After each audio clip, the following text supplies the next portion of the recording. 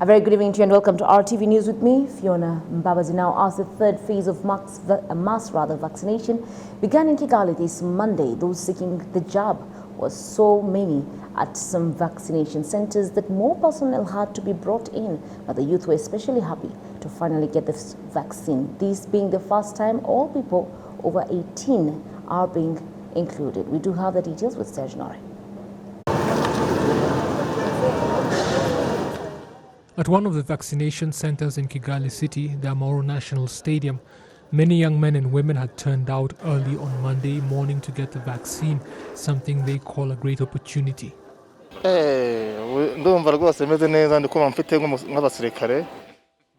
I feel good and confident that I am better protected. I waited a long time to get vaccinated, wondering if it will ever happen. I missed out last time, and when I heard that this latest phase was starting, I was determined to get the jab regardless of where I had to go to get it. I urge all people to come and get vaccinated and see how important it is.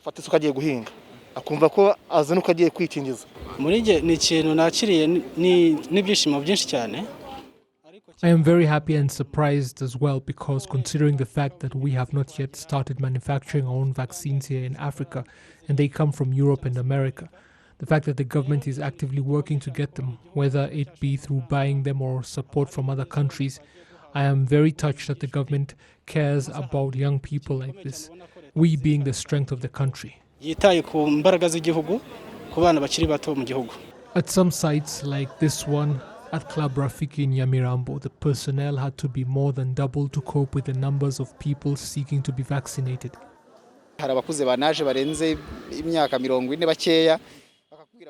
Some people who came to get vaccinated were over the age of 40, saying they had decided to wait and see if the vaccine is safe. Far more people than we expected turned up, and we adapted accordingly. We had 4 doctors initially that were vaccinating people, and now there are 10. Ever since COVID-19 was first detected in Rwanda back in March last year, Kigali City has without a doubt been among the worst affected, going into 3 total lockdowns, which is why mass vaccinations like these are so important.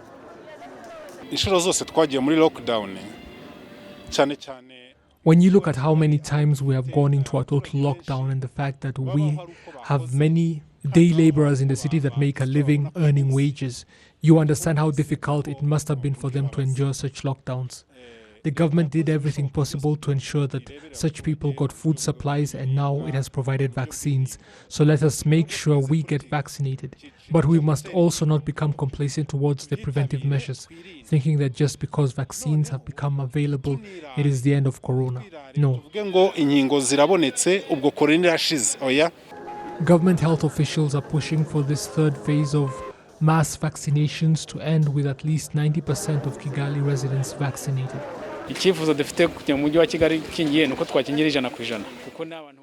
For Kigali, we want to vaccinate everybody because it is a very busy city with people going about their business. They don't sit at home all day. So vaccinating all of them would significantly help the country's economy to get back on track.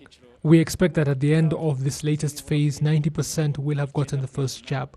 Close to 51% will have gotten both jabs by then. Mass vaccinations in other parts of the country could begin as early as Wednesday. It is not just Kigali because the vaccines are being distributed across the country.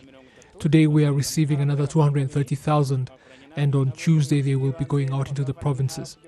We are coordinating with authorities there, the governors and others at lower levels, to ensure that priority is given to the elderly, but also younger people engaged in business, people in the hospitality sector, in transportation, those working in hair salons, and so on. They will all get vaccinated. The vaccination exercise there should begin on Wednesday. This latest phase of the mass vaccination exercise, encompassing all people 18 years and over, could last 2 weeks. Now, the young people living and working in the city of Kigali say they are happy to be included in the third mass vaccination campaign. They are certain that being vaccinated will decrease the chances of infection or loss of life due to the pandemic as they wait for life to return back to normal. Gabi Movenyi, more.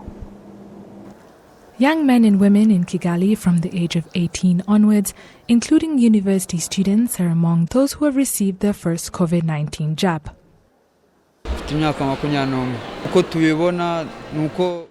I am 21 years old, and as we can see, this pandemic can affect anyone, young or old. I urge my peers to come and get vaccinated.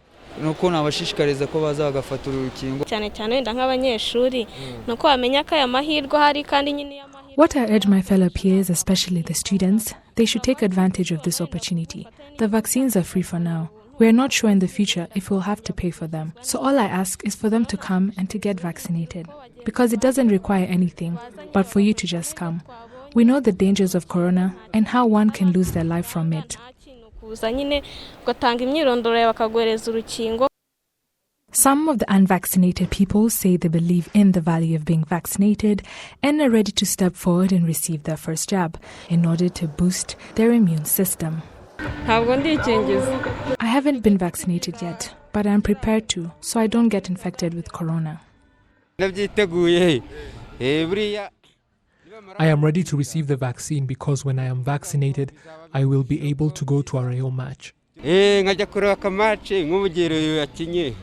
The Minister of State in charge of primary health care emphasizes that young people and adults should not be worried about the vaccines because all vaccines in Rwanda are safe. It is not only young people, because there are some older adults who do not want to get vaccinated because of their perceptions about the vaccine. What I can tell you is that Rwanda, as a country, we are taking scientific measures and using reliable information about the vaccines that have been approved by the UN. We have been vaccinating people for the last 5 months and we have not seen any vaccinated person developing any problems. The vaccines are good and this initiative is here to help us. The number of sick patients in Kigali is clearly declining. The death toll has also decreased. This is a sign that the vaccine is controlling the spread of the virus.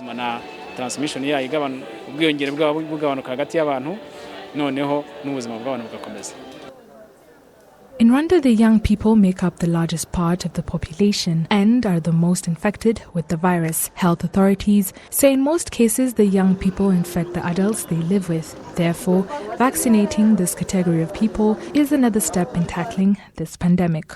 Gabi Muvunyi, reporting for RTV News. Of course, still with the vaccination campaign, Rwanda this Monday morning rolled out its third mass vaccination campaign against COVID-19. And this time with everyone aged 18 was eligible for the jab. However, those in risky groups and those above 40 who missed their shots were also vaccinated. They say they missed the shots and this was due to unavoidable circumstances. They, however, have applauded this move and say that they believe the vaccine is important in saving their lives during this pandemic. I have been vaccinated and as you can see, I am pregnant. And we have not had anyone who was negatively affected by these vaccines. And that's what made me come here today, because I asked myself, what would happen if I was in a maternity ward and I caught the virus or caught the virus before I gave birth? What would happen to me and what would happen to the life of my unborn child? So I believe this is a very good thing that has happened to me. I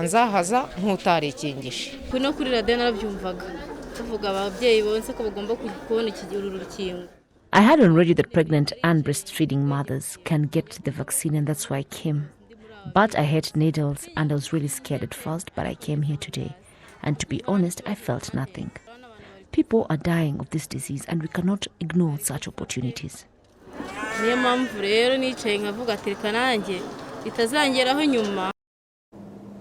Refugees in camps in the country are grateful for the programs in place to enhance the development, with some of them involved in investment programs providing employment for other refugees. We visited Kiziba camp in Karongi district, where refugees have lived for the last 25 years, and we filed the following report. Upon entry into the Chiziba refugee camp, one is welcomed by different activities being done by refugees to complement the aid given to them by the UNHCR. Best Future Women Company Limited is a business entity operating as a restaurant as well. It was founded by 5 women refugees from the Democratic Republic of Congo. They say that for the past 4 months they've been operating, their life is changing gradually. We started with roughly 2 million and we are now at 15 million. That's a big step.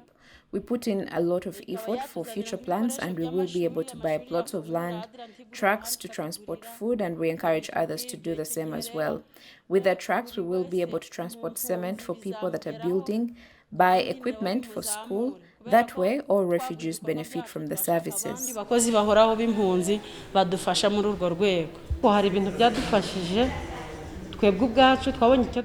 This has been instrumental to us as refugees. We are able to get jobs and in turn sustain ourselves. The youth in this camp have also come together to provide technology-based services, as explained by 25-year-old Nsabimana Emmanuel. nk'abakiriya benshi twakira hano baba bakeneye photo passport zo gushyira ku byangombwa n'abantu baba bakeneye serivisi z'irembo. Most of the clients we receive are looking for passport photos as well as those looking for Irembo services. Before, they used to go to Chiwe to seek such services, but not anymore. We charge them 500 Rwandan francs instead of spending much more money on transport to go to get these services elsewhere. Muri transport bajya ku Kibuye kandi ni mwabonye ko urugendo ari rurerure kuri moto ni 2,000. Women in the Chiziba refugee camp are also part of microfinance institutions to develop themselves, with more than 300 of them working in these institutions, as explained by Uwamahoro Mignon, the head of the women group in the camp. Women are now able to develop themselves and do business as opposed to before, when they thought they were meant to be just housewives, but now they are involved in leadership positions in the camp and they are part of decision making for different camp projects.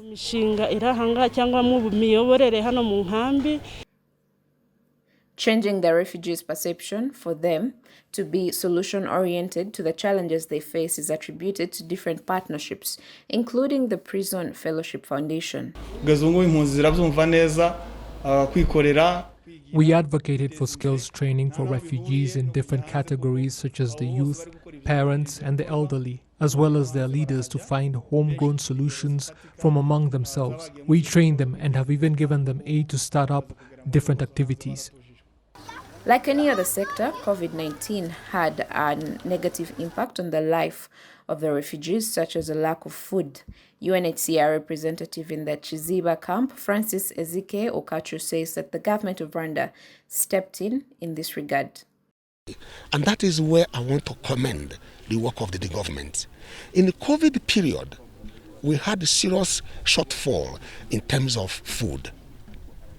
When WFP and UNHCR could not mobilize sufficient food, government of Rwanda was able to provide beans for the refugees, which I have seen, that I have never seen in any other country since I have been working with the UNHCR for 23 years. For government to volunteer, to supplement, to support the UN agencies to be able to provide food for the refugees. Refugees in refugee camps in Rwanda are placed in 3 categories, which are the basis upon how much aid they receive, ranging from 3,000 to 7,000 Rwanda francs per month. And for those that are able to start up projects, they are supported by the United Nations High Commissioner for Refugees and other partners such as the government of Rwanda. Gloria Mutesi, reporting for RTV News. Thank you, Gloria, for that. Now, parents of children with multiple disabilities say they are suffering because of the fact that some of the medication is no longer available. And as Gabi Muvunyi reports, health insurance has the fact that they're not also available on health insurance. This has negatively affected their health. These children have multiple disabilities, which include deafness, blindness, and other mental disabilities. Some were born with them, while others developed them. The parents say they are concerned because their children were treated and given various medications under health insurance, but that is no longer the case. As of now, before receiving the medication, they are required to pay 100% like a person that does not have health insurance. There was a time I used to pay 150 francs or 140 at the pharmacy, but now they're charging me 27,300 or 16,000. I don't think we can manage that every month. The parents say that doctors treating these children prescribe these expensive drugs, resulting to some no longer taking the children to the doctor.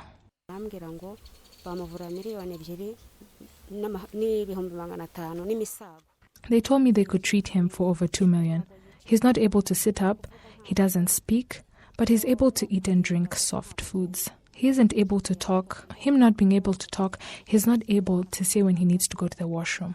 And he's 4 years old.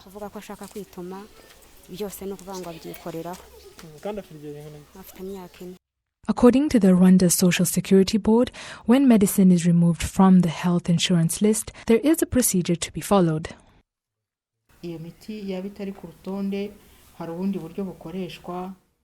If these drugs are not on the list, there is a way to talk to the doctor and see if there are any alternatives. I hear there is a drug called Dipepero and another called Trozan. We asked various clinics on Dipepero and they said it hasn't been available for the past 6 months. But now it is available, they can go and buy it. But for Trozan, it has been moved to a list of special cases and needs a prescription.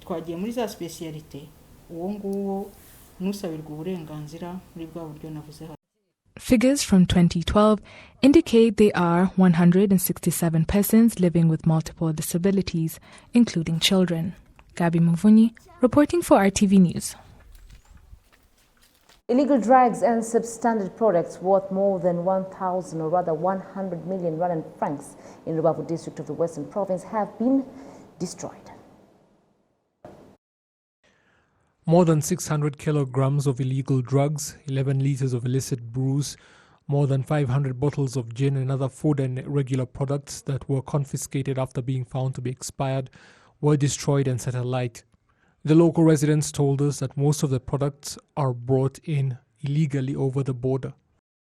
They usually come in on motorbikes from sectors like Bujeshi and Busasamana, and they are intercepted here. In most cases, it is because the local residents report them. They come carrying drugs and illegal brews from Congo, like Simba and the like. We see them doing it and immediately call the police and other security organs so that they can come and arrest them. The traders we spoke to assured us that they no longer sell expired products and that dangerous skin lightening lotions that have now been banned are also not being sold, and that the few traders that still engage in such business are encouraged to change their ways. District authorities are saying that such things will not be tolerated. What we are going to do is intensify our efforts to track such activities, intercepting culprits, as we always do. We are also going to strengthen the collaboration between security organs, local authorities and the justice sector so that no one slips through our fingers.